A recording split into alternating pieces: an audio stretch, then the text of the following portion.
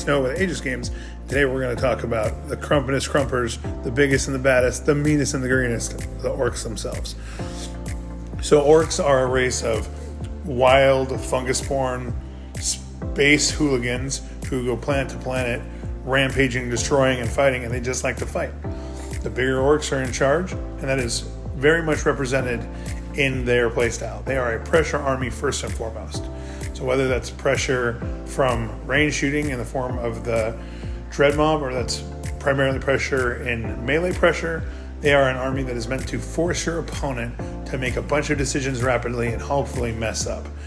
They're also an army that is meant to take up space on the board in a way that forces your opponent to play in a smaller, more restrained space on the board, and therefore giving up scoring. The core army mechanic that emphasizes this is calling the Wah!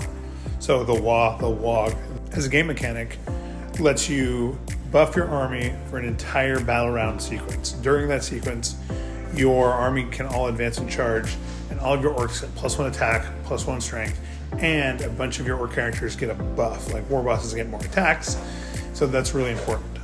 The next big thing about it is that just like anchoring around your leader calling the war cry, the army anchors around its characters. So things like war bosses make your squads of orcs hit harder. War bosses also tend to be some of the heavier lifters in damage, and then you also have some other key characters like pain boys to give your orcs some more survivability, and weird boys to do some psychic shenanigans like warping around the table. More than just the characters, the orc playstyle focuses in kind of on the tribe cultures, and this breaks down to a couple different attachments.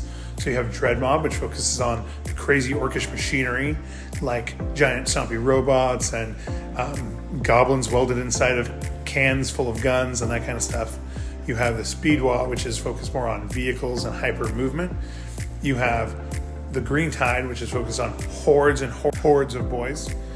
And then you have Warhorde, which is more focused on smaller, effective units of orcs working in concert. This is kind of the combined arms orcs build. And lastly, you have the Big Hunt, which focuses on a specific subset of orcs called Beast Snaga Boys. So these are different orc units that have a specific set of keywords that are further emphasized in that detachment. Regardless of which strategy you like, ultimately playing orcs is about moving fast and forcing your opponent into giving up pieces of the board, into ceding the advantage to you. That overall pressure approach is the thing that makes an orc army really intimidating on the other side of the table. All right, I hope this helped. Catch you later.